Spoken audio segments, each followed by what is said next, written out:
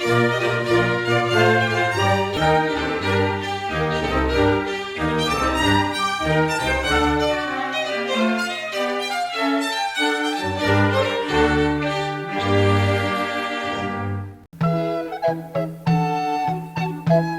Ballet Comique de la Reine se asocia generalmente con la reina Catalina de Medici, aunque en realidad lo presentó su nuera, la reina Luisa de Lorena, esposa de Enrique III. Se representó en octubre de 1581 con motivo de las nupcias del duque de Choiseul y Mademoiselle de Vaudémont. No es que fuera el primero de su clase ni el mejor, pero ha pasado con tanta fama a los anales de la historia de la danza porque es del que más completa documentación ha llegado hasta nosotros.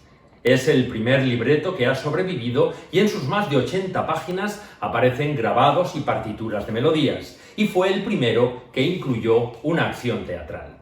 Creado por Baltasar de Beaujoyeux, el libreto está dedicado a Enrique III con estas galantes palabras: por haber servido a la conservación, restauración y grandeza de la corona de Francia, por muchos hechos heroicos, habiendo sabido atemperar esta tendencia marcial con placeres honestos, pasatiempos exquisitos, de maravillosa recreación en su variedad, inimitable en su belleza, incomparable en su deliciosa novedad.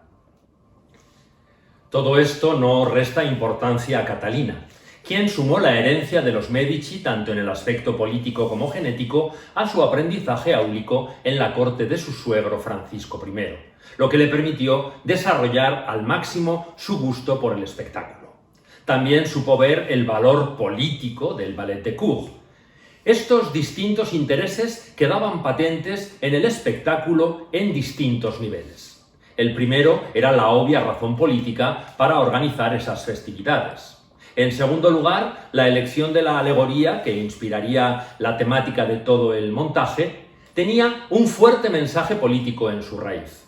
Además, la temática era la excusa para organizar las justas y el modelo que seguirían los diseñadores y los directores de escena para los desfiles. Y, por último, daba significado al personaje histórico o mitológico alrededor del cual se tejería el argumento para los entretenimientos durante los banquetes. Pero fuera cual fuera el decorado alegórico, siempre había un mensaje subliminal de esperanza por un futuro más próspero, obtenido gracias a la figura del monarca, quien por mandato divino conseguía combatir las fuerzas de la oscuridad gracias al poder de su luz.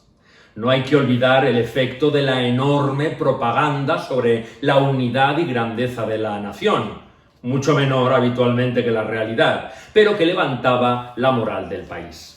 Otro efecto nada desdeñable era la promoción del comercio con el exterior, el mecenazgo de las artes y la artesanía y la creación de empleo. Algo parecido a lo que sucede ahora con las exposiciones universales o las Olimpiadas. Y por último, empleaba en algo a la aristocracia, siempre reacia a trabajar en algo que no fueran las ruinosas guerras donde consumían su patrimonio y energía.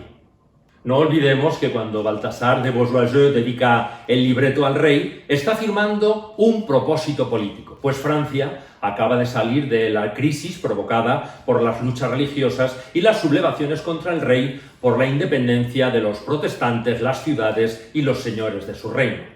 Un gran matrimonio cristiano de gran pompa y boato dejaría clara la grandeza de Francia ante los reinos vecinos. La preparación del ballet comique requería, según dice alegremente el libreto, una tan grande afluencia de buenos estados de ánimo, una tan gallarda disposición de buenas voluntades y de gentiles escuchas, que ese concurso de muchísimas personas para divertir al rey le proporcionaría también a él una señal cierta e infalible de un reino sólidamente establecido. El tema del ballet era muy significativo. Los peligros sufridos por Francia y su cicatrización gracias a la sabiduría de la reina madre, encarnando a Palas Atenea, Minerva, para los romanos, y se encontraba representado en la fabulosa narración de la encantadora Circe.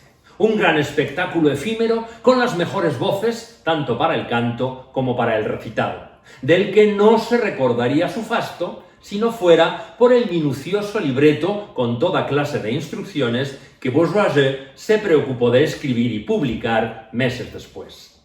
Con falsa modestia le llamó su pequeño diseño, pero su finalidad era mantener el recuerdo de tan magno trabajo. Pero no se le puede negar su talento. Aunque respondiera con astucia al encargo de la reina Luisa, que reclamaba alguna cosa magnífica y triunfante, al aprovecharse de las teorías de la Academia de la Música y la Poesía. En sus propias palabras nos dice: «He hecho hablar al ballet y cantar y resonar a la comedia, y uniendo ricos y variados ornamentos, decorados, y maquinaria en un cuerpo bien proporcionado, puedo decir que he hecho felices al oído, la vista y al entendimiento». Para Baltasar, lo propio del ballet es la asociación del canto, la música y la danza, como el hablar lo es del teatro. Esta conjunción de artes ya se dio en el ballet que Catalina de Medici ordenó 8 años antes, en 1573, para honrar a los embajadores de Polonia que llegaron para ofrecer la corona de su reino al duque de Anjou. Bien pudiera haber sido Baltasar de Bourgeois el coordinador de aquel evento. Baltasar presume de haberle dado a la danza su primer título y honor. Obviamente, no podría decir lo contrario sobre las coreografías que bailaron la reina y las damas de su gabinete. Debo precisar que en los ballets de cour solo bailaba la nobleza. Los bailarines profesionales quedaban relegados a maestros de baile o a liderar algún juego. La parte teatral del ballet recaía sobre los personajes representados, dioses y diosas o personajes heroicos. La representación del Ballet Comique de la Reine tuvo lugar ante el rey, la reina madre, los embajadores extranjeros, la corte, además de 9 o 10.000 personas, en el gran salón del Hotel Bourbon, especialmente acondicionado para el evento. Duró más de 5 horas, entre las 10 de la noche y las 3 de la madrugada, y costó unos 400.000 euros. El écu era una moneda de plata anterior a los luises de oro y que estuvo en vigor hasta el reinado de Luis XIV. Bajo el reinado de Luis XIII y al comienzo del reinado de Luis XIV, el ballet de cour alcanzará sus más altas cotas. Como señala Marcel Paquot en su artículo, lo hará sin obedecer reglas ni escuelas. Libres de restricciones eruditas, estas fiestas coreográficas reflejarán el placer de quien las encarga y de los voluntarios que participan. Se bailarán todos los estilos y temas posibles, y a menudo esa requerida comunión de las artes no se buscará a menos que lo pretenda el propio autor del ballet, derivando estas fiestas hacia la comedia, la pantomima o la ópera. Pero eso es tema de otras crónicas. Espero que hayas encontrado interesante esta nueva visión de un tema tan popularmente conocido, pero sobre el que se suele pasar algo más superficialmente. Gracias por seguirme, compartir mis vídeos y dar un like. Hasta la próxima.